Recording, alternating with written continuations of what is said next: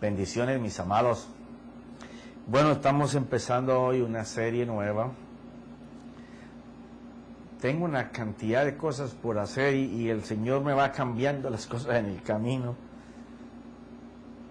No es que las que me haya dado no sean del Señor, sino que Él va escogiendo lo que Él desea primero.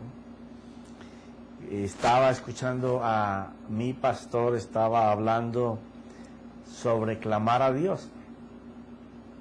Y fue un mensaje que me llegó bien profundo, por cuanto hemos tocado muchas veces las Escrituras, pero no le hemos dado la importancia.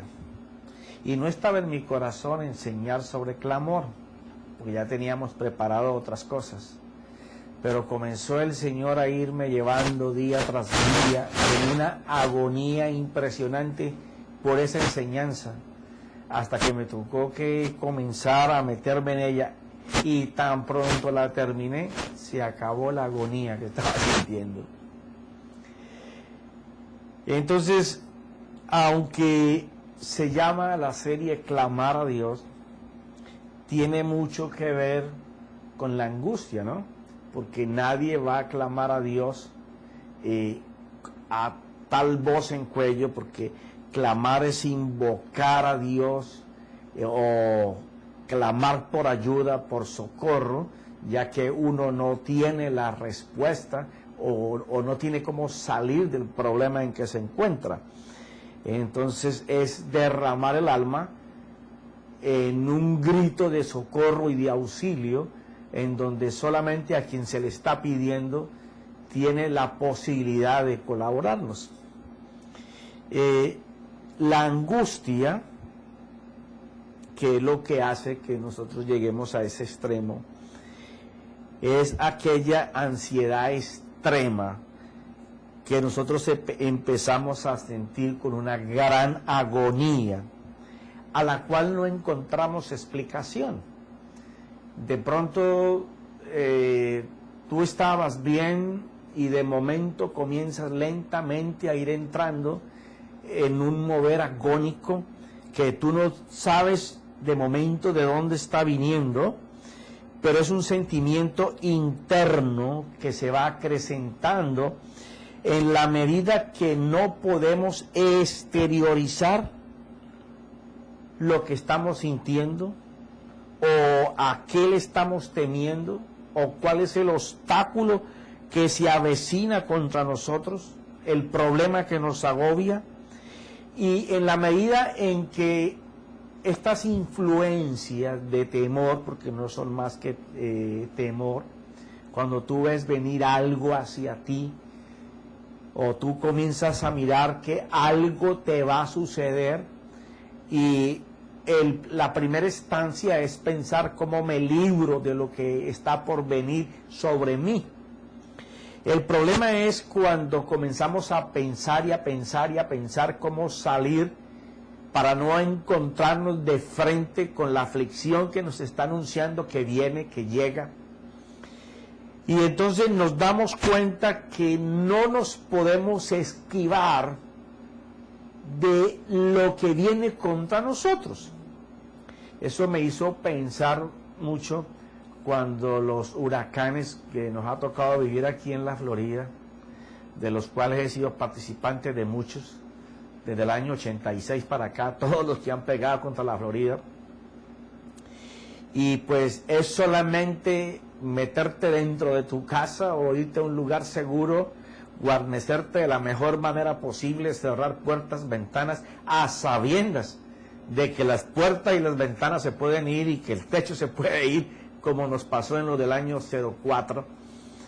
Y bueno, se comienza a sentir esa agonía de estar, que vienen pasando las horas, los minutos, que se va aproximando, que se pierde ya la radio y la televisión, no hay comunicación, no usan los teléfonos, y a esperar que llegue el huracán. Bueno, así se van formando también las cosas en nuestra vida. Con la diferencia de que un huracán sabemos que viene y por dónde viene y nos podemos proteger, y así todo se siente pánico, momentos de agonía, de estrés.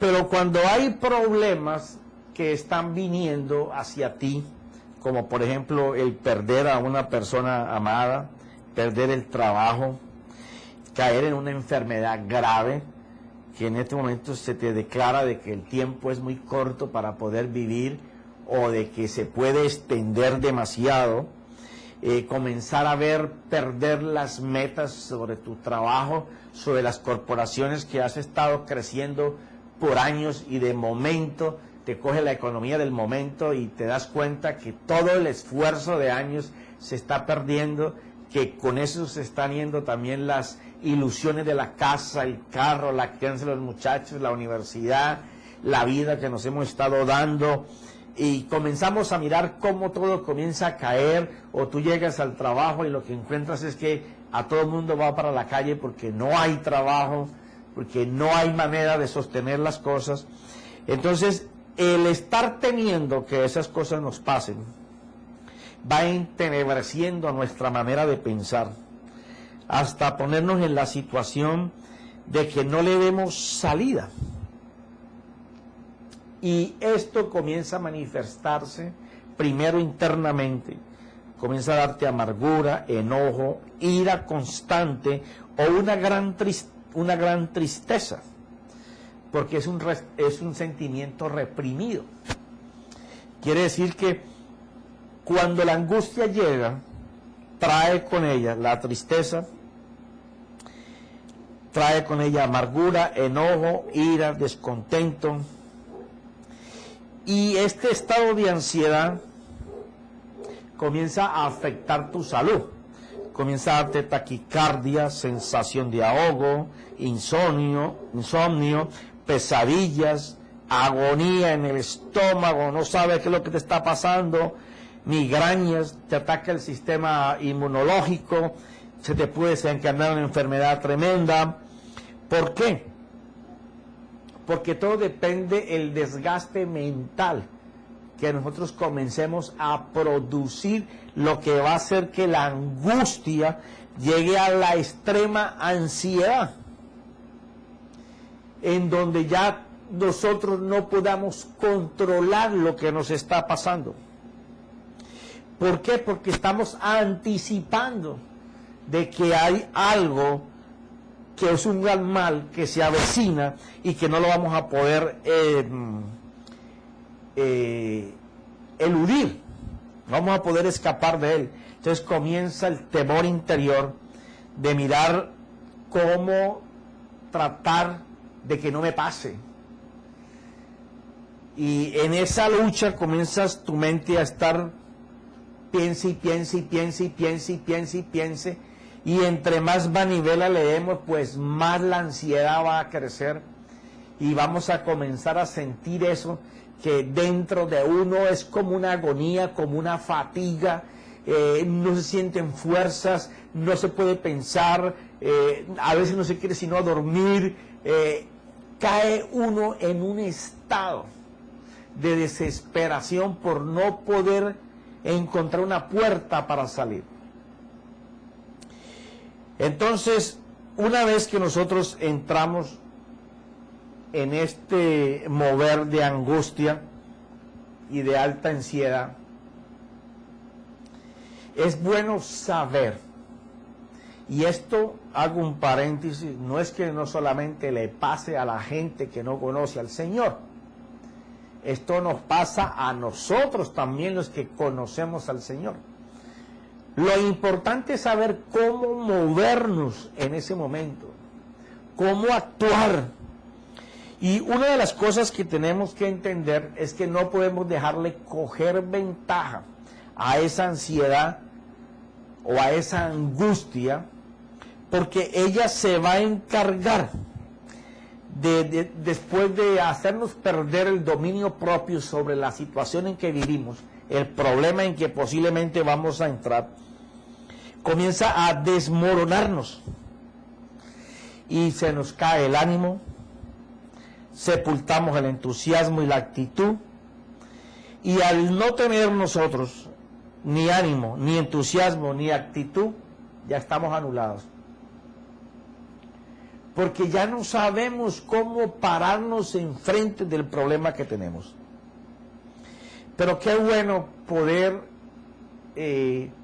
darnos cuenta o ser avisados, ¿cierto? Por eso es que la palabra dice que nosotros debemos de ser centinelas, trompetas de Dios, que podamos anunciar a su pueblo de que sí hay una salvación.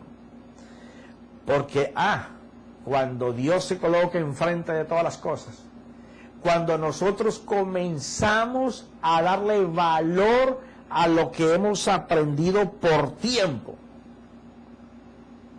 porque en los momentos de angustia, en los momentos de ansiedad, es donde de verdad vamos a darnos cuenta si hemos confiado nuestra vida a la fe que hemos creído.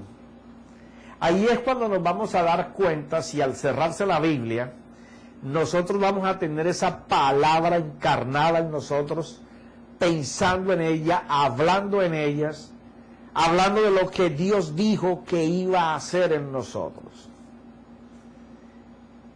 Pero si no fuera de esa manera, todavía la misericordia de Dios está extendida, su compasión está extendida. Dios quiere mostrarle a su pueblo de que Él es Dios poderoso y gigante para moverse en medio de las circunstancias adversas. Y la angustia, esa extrema desesperación que se siente al pasar los minutos, las horas, las semanas, los meses, es algo que es como la tormenta en la que Jesús caminó, porque es el combustible que necesita lo que tú has creído para poder que Dios te enseñe. Hay que darle la oportunidad a Dios para que Dios actúe en medio de la tormenta que nosotros tenemos. Y poderoso es un credo cuando uno se puede confiar, acostar, pararse, caminar, sabiendo de que si no se logró hoy, Dios lo va a hacer. Que aunque yo no estoy viendo el resultado, Dios está haciendo cosas para mí. Pero ¿cómo animarse en un estado en donde inclusive ya estoy afectado físicamente? Donde mis nervios están destrozados, donde mi mente no hace sino pensar cómo solucionar los problemas, cómo enfrentarlos, y a eso se va que la gente se está suicidando, mata a su esposa, mata a sus hijos, se matan ellos mismos, salen otros dicen yo no voy a permitir que mi familia pase por esto, entonces van y cometen errores, roban, atracan, o se van a vender droga, o se prostituyen, o comienzan a hacer cualquier cosa porque el momento de angustia les entenebrece la mente, que ese es el trabajo, esa es la labor del enemigo de nuestras almas, querer mostrarnos que la necesidad es mayor que nuestro Dios, cuando nuestro Dios es mucho mayor que cualquier necesidad que nosotros tengamos. Sí, profeta, ¿y cómo llegamos ahí? Una palabra clave: clamor. Clamar no es como tú sentarte a pensar en el Señor, ni es tampoco clamor agarrarse a gritar voz en cuello, como si eso fuera lo que Dios fuera a escuchar tus gritos. Clamar es derramar tu corazón delante de Dios con el dolor que tú estás sintiendo. En vez de derramar tu corazón delante del problema, derrama tu corazón delante de Dios. Coloca delante de Dios tu angustia. Coloca delante de Dios tu necesidad. Clámale a ese Dios que es poderoso para poder hacer. El pueblo de Israel muchas veces dice que levantó su voz en gritos, porque la desesperación era mucha. El desierto solos, rodeados por ejércitos para matarlos, para destruirlos, sin comida, sin alimentos, sin agua, sin armas. Pero Dios siempre estuvo allí. Dice en Éxodo que el pueblo estaba prisionero en esclavitud en Egipto por 400 años. Y después se mueron 30 años más. Porque la promesa era sacarlo en 400 y fueron a 430. Porque alguien se adelantó 10 años. Antes de que Dios dijera que fuera el libertador, Él se presentó antes. Y eso demoró al pueblo 30 años más. Pero dice que ellos clamaron a Dios. Clamaron a Dios con el dolor, derramaron su corazón delante de Dios. Porque hay personas que van a derramar el corazón delante de Dios con llanto, con dolor, pero en voz baja. Y otros lo van a hacer a gritos, pero otros lo van a hacer a una mediana voz. Pero clamar a Dios es abrir tus labios para derramar delante de Dios tu dolor y tu angustia. Porque cada vez que tu boca está cerrada y tú crees que pensándole vas a hablar a Dios, los pensamientos más recientes en tu mente van a venir a torpedear la oración que tú quieres hacer con la boca cerrada.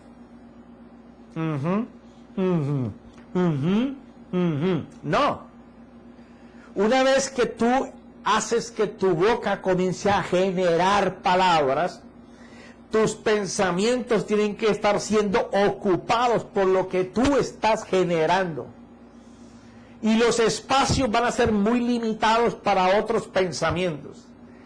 Pero como estás ejercitando tu lenguaje, pues tu mente va a estar trabajando de acuerdo con lo que tú estás hablando.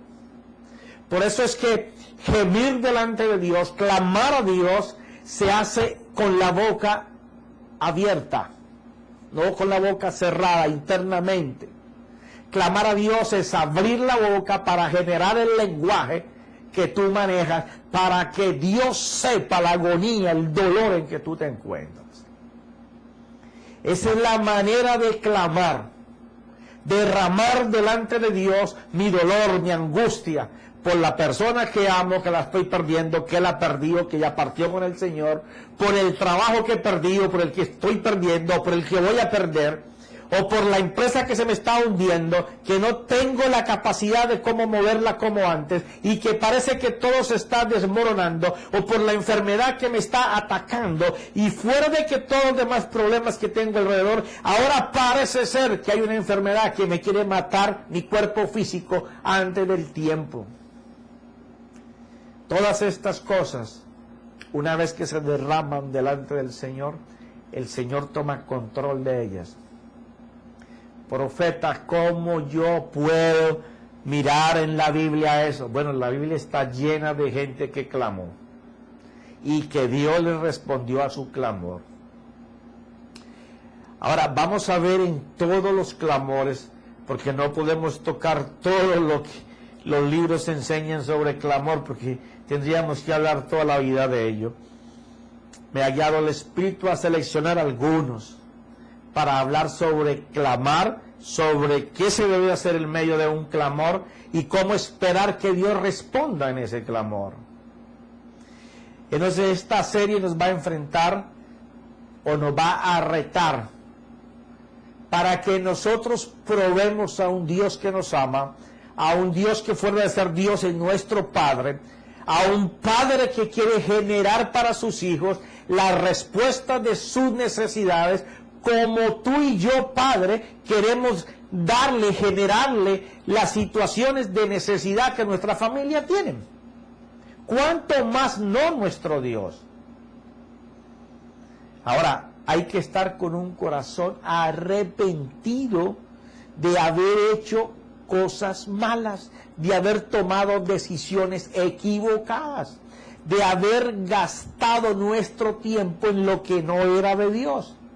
Porque el problema de los tiempos que vivimos es que al hombre le sobra tanto tiempo y no lo utiliza en las cosas del Señor, que lo malgasta. Lo malgasta en cosas que no son de la voluntad de Dios. Está bien que usted vea televisión cristiana y se alimente, magnífico. Pero cuando usted le da a su mente 3 o 4 o 5 horas para ver novelas, películas, noticieros, usted está malgastando el tiempo disponible suyo, que es lo único que no se recupera. En vez de dárselo a Dios, lo está echando al tarro de la basura. Igual cuando usted mira las páginas de internet o navega en la internet, si usted no lo hace con propósitos para su vida personal o para estar con el Señor, sino que lo malgasta ociosamente, pues eso va a tener una consecuencia.